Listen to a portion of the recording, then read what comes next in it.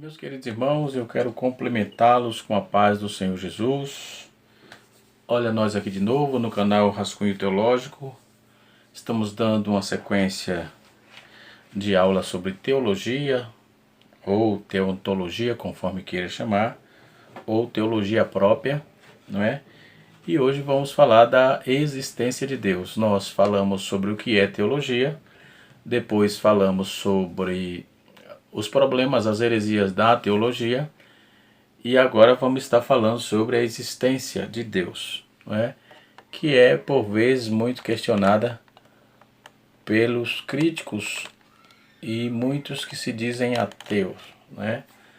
Mas nós vamos provar aqui dentro da palavra de Deus. Como o canal não é um canal de debate, né? Mas você que assiste o canal começou esses dias, né? Você que assiste pela primeira vez pode se inscrever no canal, deixar o seu like, ative o sininho para receber os novos vídeos, as novas notificações que o YouTube manda para ti, avisando que os nossos vídeos já estão já estão ativos, né? E assim sucessivamente. Então, você que está chegando agora e que já faz parte também do nosso canal, nós já acompanha a primeira, a segunda e a terceira aula, né? Então você pode já se prontificar aí e deixar o seu like e assim sucessivamente, tá certo? Muito bem. E também fazer os seus comentários, tá bom? Vamos aqui para a aula. Nós deixamos a pauta, falamos o que é teologia, falamos sobre as heresias da teologia, agora vamos falar sobre a existência de Deus, não é? Então, a existência de Deus, o Deus transcendente, a existência, né? Vamos aqui trazer a lume, por exemplo, tudo que existe, existe alguém que criou, sim ou não? Se existe alguma coisa, existe alguém que veio e trouxe a existência. Deus, nós falamos por nossa linguagem que Deus existe, mas Deus Ele é santo, Ele é justo, é poderoso, é miraculoso, é Deus de todas as coisas, é o Senhor de todas as coisas, Ele é, ponto, não é? Então, dentro desse conhecimento da existência, nós podemos trabalhar com a intuição, a razão e também com as escrituras, não é? Como vamos trabalhar isso, não é? Nós vamos já ver dentro das prerrogativas que nos é proposta, né? E também trazer a questão da prova da existência de Deus, né? A intuição, por exemplo, existe vários grupos étnicos, né, no mundo que não usa roupas, nem sabem edificar casa, não existe outros, e existe outros que sequer têm conhecimento suficiente para entender uma chama de fogo. Todos eles, entretanto, no modo intuitivo, parecem buscar a Deus de alguma forma, não é? Alguns dias atrás, alguém me questionou dizendo: pastor, o professor, os católicos ou qualquer outra religião tem Deus? Tem sim, só que eles veem Deus de uma forma diferente, presta culto de uma forma diferente, falam de Deus de uma forma diferente, ok? Embora Deus tenha todas as prerrogativas para que os seus filhos se identifiquem com Ele, né? E assim sucessivamente. Na verdade, quando as pessoas vão falar disso, traz logo para o campo religioso, confessional, dogmático. E isso é um perigo, porque eu acredito que o que eu vejo de Deus é o correto, né? E nem sempre é assim. Precisamos entender essa questão da divindade, né? Deus ponto, e acabou. Ele é auto-criado, inascido, imutável, é onisciente, onipresente, onipotente, enfim, né? Então, esses vários grupos vai correr atrás disso. Então, o ser humano é religioso por natureza, né? É bom que se tenha isso em mente.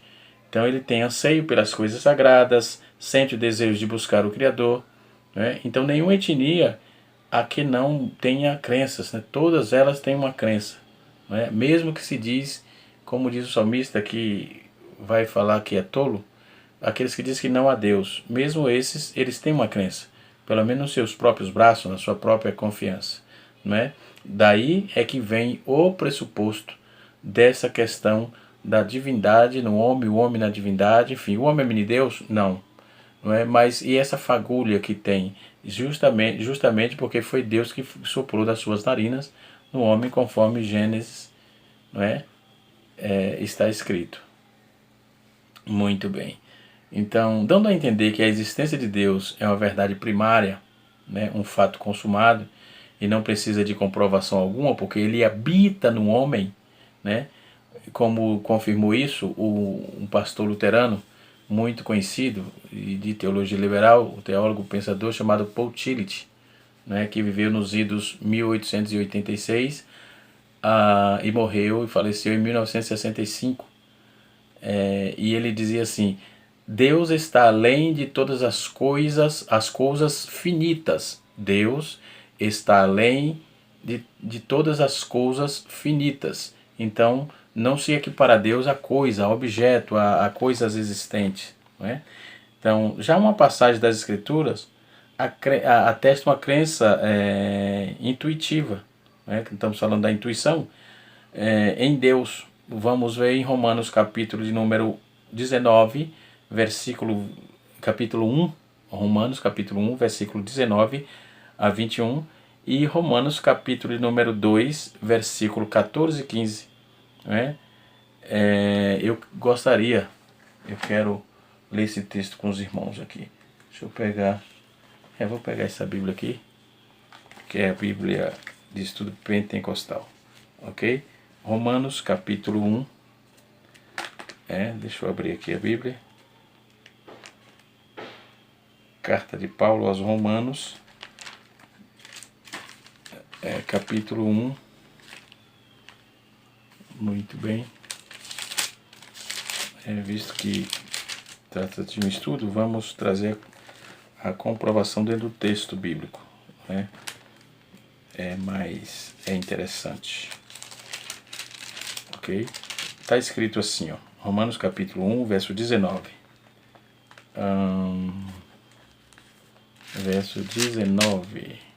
Versículo 19. Portanto, o que de Deus se pode conhecer, nele se manifesta porque Deus lhe manifestou. Versículo de número 20 diz assim: porque as suas coisas invisíveis desde a criação do mundo, tanto ao seu eterno poder como a sua divindade se entendem claramente e se veem pelas coisas que estão criadas, porque para que eles fiquem inexcusáveis. Versículo 21. Porquanto, tendo conhecimento de Deus, não glorificaram como Deus e nem lhe deram graças, antes em seus discursos se desvaneceram e o seu coração insensato se obscureceu. Certo? Então o texto prova isso.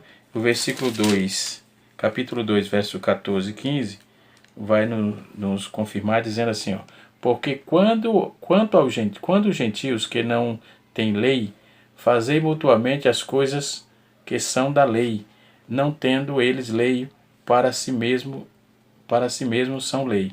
No versículo 15, os quais mostram a obra da lei escrita no seu coração, testificando juntamente a sua consciência e os seus pensamentos, que acusando-os, que defendendo-os, e assim sucessivamente. Em versículo 16 assim: no dia em que Deus há de julgar os segredos dos homens por Jesus Cristo, segundo o meu evangelho. Então, dentro do contexto bíblico, a Escritura já vai provar aí a intuição do ser criado, do homem, né? Da pessoa, né? Do ser criado. Porquanto Deus, tendo conhecido, não o glorificaram como Deus, nem lhe deram graças, mas antes os seus discursos desvaneceram o seu coração insensato. Portanto, não há dúvida de que a crença universal em Deus está relacionada com o conhecimento intuitivo, entendeu? Isso já é uma intuição que já traz o ser humano. Esse termo aponta para um tipo de relação direta, sem intermediário com alguém ou algo, o qual decorre de percepções ou de percepção natural, inata, certo? E inerente ao ser da pessoa. Agostinho de Hipona ia dizer assim, ele declarou assim: ó Deus, tu me fizeste para ti mesmo, e a nossa alma não achará repouso até que volte a ti.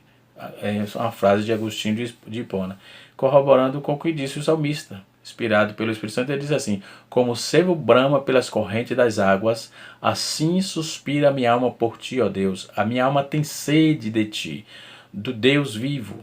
Quando entrarei e me apresentarei ante a tua face?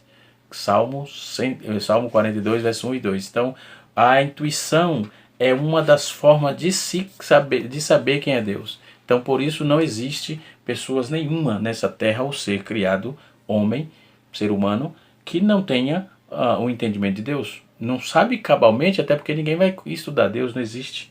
Né? Deus é inescrutável, como é que vai prescrutar Deus? Não existe. Né? Outro fator pelo qual temos a convicção da existência de Deus, que Deus existe, né, é a razão. Né? A razão, ela é a faculdade humana de observar a ordem do universo e aplica aos seus pensamentos, atitudes. Então, Aristóteles, ele desconhecia o conceito judaico-cristão de criação. No entanto, em suas observações, ele chegou à conclusão de que Deus existe. Ele, dentro do seu argumento, ele vai dizer assim: para a prova da existência de Deus está em movimento dos seres, a ordem existente no mundo, nos graus de perfeição, na existência psicológica, pela lógica. Qualquer movimento supõe uma força externa atuando sobre o ser, o que Aristóteles chamou de motor. Então, essa força motora. Então, cada motor recebe um movimento de outro, assim por diante. O motor, que é o imóvel, né, que não pode ser movido por outro, que não pode ser movido por outro, seria o primeiro, isto é, a perfeição absoluta. Deus, ele é próprio da causa primária. Deus é o princípio da causa primária. Então, não tem como fugir. Deus é o princípio da causa primária. Então, alguns teólogos, alguns estudiosos vão acreditar que o lado da intuição e da razão pode provar a existência de Deus. Então, a despeito de seus argumentos baseados nessa faculdade serem muito mais conceitos filosóficos do que teológicos. Então, para alguns teólogos de renome, por exemplo, como Strong, ele vai trazer argumentos isolados, apresenta aí suas sessões, em seus sermões, no caso, em suas razões. Nenhum deles é conclusivo, mas juntos se completa segundo outros teólogos, né? Segundo outros teólogos igualmente nomeados, mesmo que isolados, os argumentos em tela, por exemplo, baseados na intuição ou na razão, que prova que é irracional a negação da existência de Deus. Então, negar a Deus é coisa para ser irracional, não é? Então, não procede. Se de fato a tentativa de analisar as evidências, não é? Observem, você que me ouve, as tentativas das evidências especialmente as evidências da natureza, de modo extremamente cuidadoso, vamos logicamente entender que é preciso, que precisa os fins de convencer as pessoas, né, dentro dos seus fatores dogmáticos, não racional, de tentar rejeitar a ideia da existência de Deus. Warner Grude, na sua Teologia Sistemática, na página 99, ele vai tratar isso aí. Então, na Idade Média, Tomás de Aquino, ele retomando a lógica da filosofia de Platão, de Aristóteles, ele valeu desses argumentos cosmológico, teleológico, que foi, nós falamos na primeira aula, né, com o objetivo de provar de modo racional, por meio de 5 vias, a existência de Deus. Alguns teólogos, como Alistair Margrat, por exemplo, ele tem afirmado que a intuição de Aquino não era de provar a existência de Deus, haja vista a fé dele firma-se na revelação e não no aristotelismo, né? mas na abordagem tomista, né? Então, vemos aí que Deus é conhecido a parte exterior, olhamos para o mundo e descobrimos a necessidade lógica da existência de um ser superior. Paul Tillich ia trabalhou isso na sua teologia sistemática, não é? E Tomás de Aquino acreditava que ser possível ao homem conhecer a Deus pela razão, tendo por base exclusivas a natureza. E ele fala, como falava das 5 vias, vamos às 5 vias. Por exemplo, primeiro, a experiência do movimento. Segundo, a subordinação das coisas, das causas, não é? Terceiro, a contingência dos seres. E a quarta via, a graduação da perfeição. E a quinta via, a ordenação a um fim. Então essas 5 vias nos apontam aí para essa experiência, né? Então o movimento de todas, a experiência do movimento. Todas as coisas nesse mundo estão em constante movimento. Nenhum dos momentos é feito pela sua própria força. Existe um ser, existe alguém que movimenta, que dá essa força motora, não é? Que move tudo, não é? Que movimenta pela ação, que move de outra força. Então pode esse movimento existir a causa anterior. Então assim a natureza, ou é natural aceitar, ou melhor, a existência de uma primeira causa, ou da causa primária. E essa causa primária de tudo que existe, de tudo que é, hoje aos meus olhos, é Deus. Ponto. Isso é sine qua non. Ok? Então uma única causa de origem gigantesca da cadeia aí da existência, uma causa anterior, assim é natural aceitar a existência da causa primária. É a única causa que deu origem à gigantesca cadeia de casualidades do universo, né?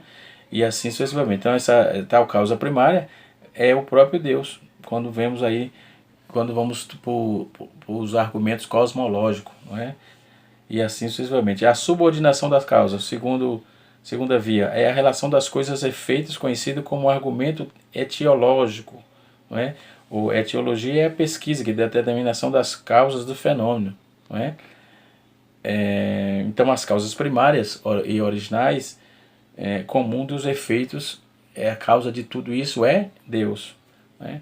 Depois vem a contingência dos seres. O que é a contingência dos seres?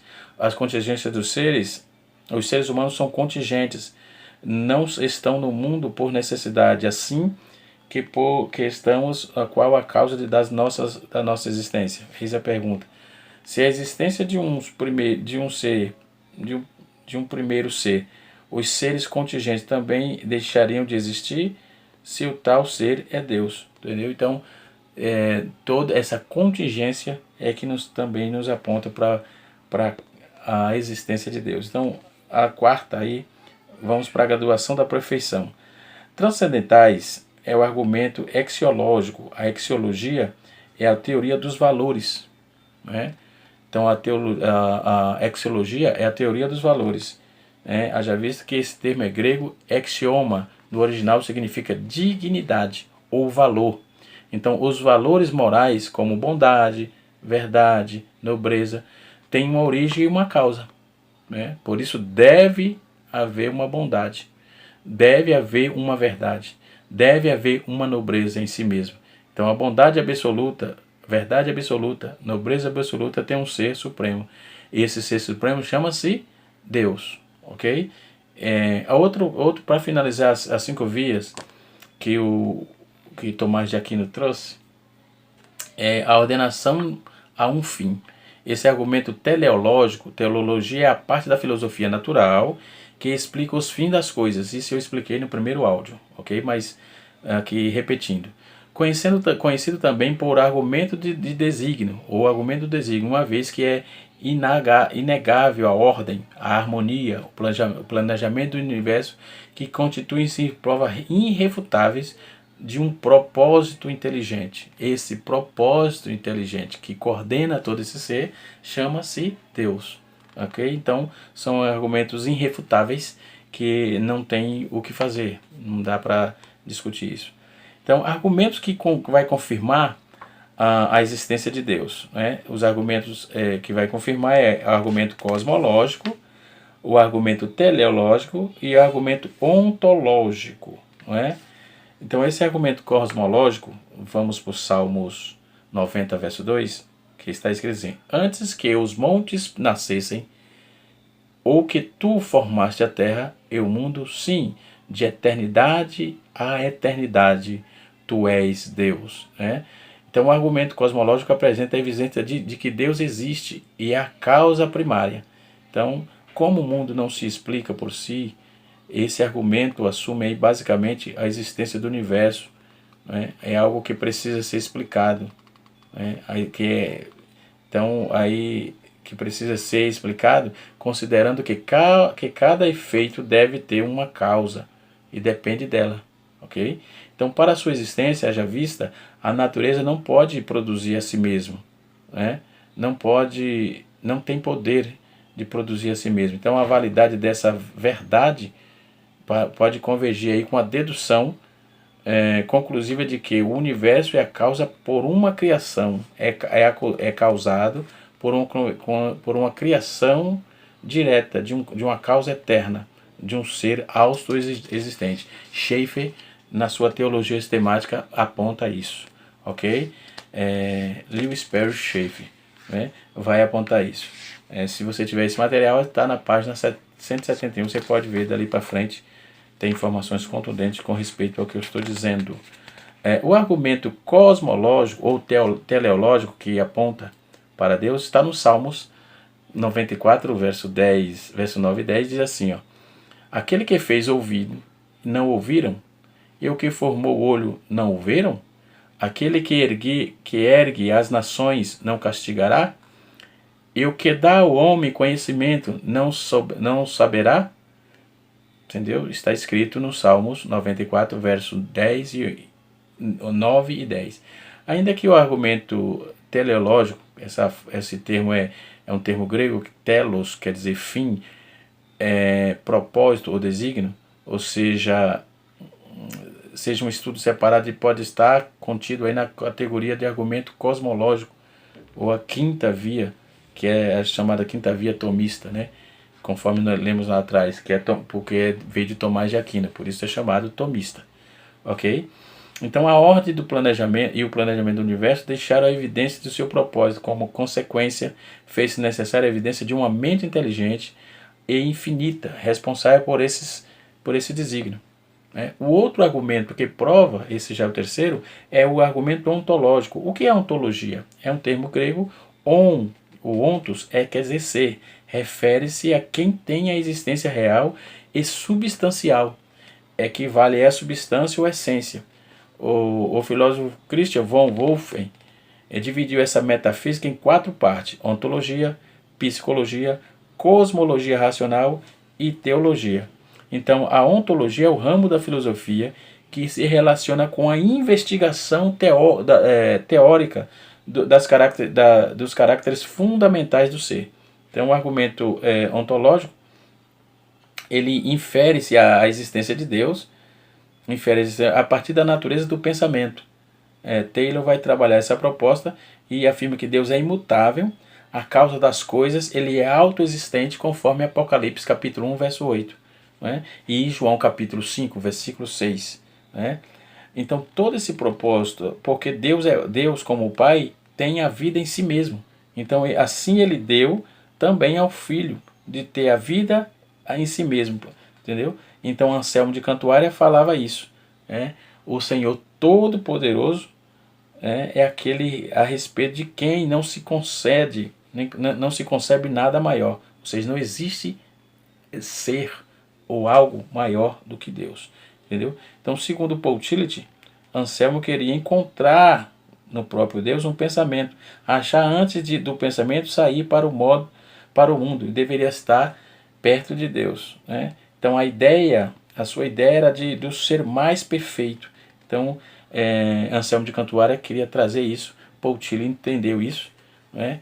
Então Paul Tillich chamava Deus de ser em si mesmo, né? E tem relação com o verbo ser no hebraico, de onde vem o tetragrama YHWH, entendeu? Que esse verbo aí aparece no capítulo 3, verso 14 de Êxodo, né? Onde se lê eu sou o que sou. Ergo eimi hon, conforme está na ergo eimi on, entendeu? Que está na Septuaginta. Eu sou o que sou, que revela o Senhor como um ser, né? Yud Re Vav Re, Yud Re Vav Re, que era esse tetragrama aqui, como um ser autoexistente, isto é, existe por si mesmo, né? Depois nós temos o argumento moral, ou seja, o argumento antropológico, né? Esse argumento antropológico desde o pensamento de Immanuel Kant, né? Filósofo Immanuel Kant, segundo a qual a existência do ser humano é uma consciência que estabelece a distinção entre o bem e o mal, né? Na verdade, o senso da responsabilidade, da razão existencial do homem é mencionado no Novo Testamento em Romanos, capítulo 2, versículo 14 e 15, eu li esse texto logo no início do vídeo, não é? Então essa lei moral evidencia a existência de um legislador, de um promulgador supremo, a quem todos os homens, todos os seres morais responsáveis por seus atos, não é? Nos dias atuais, o que se faz muito causa problema com as coisas. Quando é boa, Deus está no negócio. Quando é ruim, é o diabo que está no negócio. Logo, a responsabilidade humana ele se exime. Não, o homem está e tem responsabilidade nos seus atos. Sim, com certeza. Então, outro fator de se conhecer Deus é o natural. Deus Todo-Poderoso, como vimos nas páginas do Novo Testamento, e enfim, revela a si mesmo ao seu povo por meio do seu Filho. Hebreus capítulo 1, verso 1. E aí vai dizer que a revelação da palavra viva está em João capítulo 1, versículo 14. Né? No princípio era o verbo, e o verbo era Deus, e o irmão já conhece isso, né? Esse texto. Então, o que é manifestado em Jesus no capítulo 1 de João, versículo 18. Então, a Bíblia vai dizer que tudo o que sabemos do Senhor é o que Ele mesmo tem nos revelado através da palavra, através da Bíblia Sagrada. Daí ele tem dito nos tempos Antigo Testamentário, o Velho Testamentário, eu sou, não é? Então diz respeito ao si mesmo, não é? As Escrituras mostram isso, esses pronomes da criação, começando lá do Gênesis. E o salmista vai dizer no Salmo 19, verso 1 e 4, que está escrito assim: os céus manifestam a glória de Deus e o firmamento anuncia as obras das suas mãos. Um dia faz declaração a outro dia, uma noite mostra sabedoria, e a outra noite, sem linguagem, sem fala, ouve-se a sua voz em toda a extensão da terra, e as suas palavras até o fim do mundo. Nele pôs uma tenda para o sol. Então, isto é fato, sine qua non, para passar a régua, né? Então, Deus, ele é e ponto, entendeu? E como conhecemos a Deus? Como conhecemos a Deus? Pode Deus ser cognoscível ou incognoscível ao mesmo tempo? Né? Em certo sentido, sim, porque como podemos saber se ele é um ser incognoscível ou cognoscível? Esse termo cognitia, né, que quer dizer conhecimento, tem um significado múltiplo, né? Nas páginas da Bíblia, como vão ver as recepções da luz dentro do contexto, à luz do contexto, nós vamos ver que as Escrituras nos exortam a conhecer ao Senhor, né? E que esse conhecimento significa o que é isso? Então, o que é Deus? O que é cognoscível? Deus é cognoscível. O que é isso? Como saber o conhecimento intelectual resulta em si mesmo de um processo de aprendizado ou de formação por meio dos 5 sentidos: visão, audição, olfato, paladar e tato. Esses são os 5 sentidos. Então, auxiliado pelos mencionados aí na intuição, razão, né, e o conhecimento de Deus, aí mencionado em João 17, verso 3. Né? Então, a palavra de Deus nos mostra que a rigor, é incognoscível, revelou-se por amor a si mesmo e na sua palavra. Então, ele se revela a nós por isso. Não é? Então, a virtude de Deus, a virtude da infinita grandeza do Criador, de tal conhecimento como acerca dele é comparável ao reflexo de um espelho. Né? E Paulo vai dizer isso no capítulo 13, versículo 12 de 1 Coríntios, quando diz assim: Em parte conhecemos, em parte profetizamos. Ou seja, o fato de Deus ser incognoscível não significa que conhecê-lo denote ter informações de toda a sua infinita e magnitude cognoscibilidade. Então, é isso que nos traz. Depois, Deus é incognoscível. O que é isso? Como o Senhor é incognoscível, o homem jamais poderá esquadrinhá-lo ou compreendê-lo, não é? Então, essa essência da glória, não é? Como vamos estar em Jó capítulo 26, Jó 36, Jó 37, Salmo 139, Salmo 40, não é? Romanos capítulo 11. Então, a grandeza e a magnitude de Deus ultrapassam os limites do raciocínio humano, né? Se ele pudesse ser plenamente conhecido e esquadrinhado pela razão humana, deixaria de ser Deus, né?